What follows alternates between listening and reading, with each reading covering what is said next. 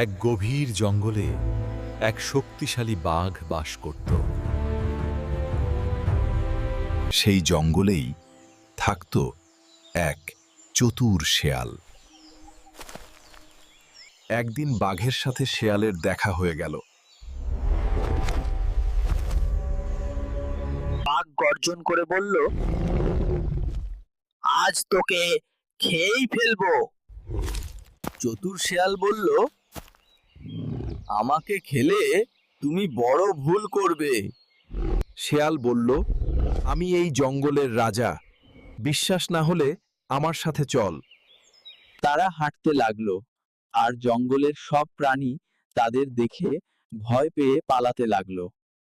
বাঘ ভাবল, সত্যি সবাই শেয়ালকে দেখে ভয় পাচ্ছে।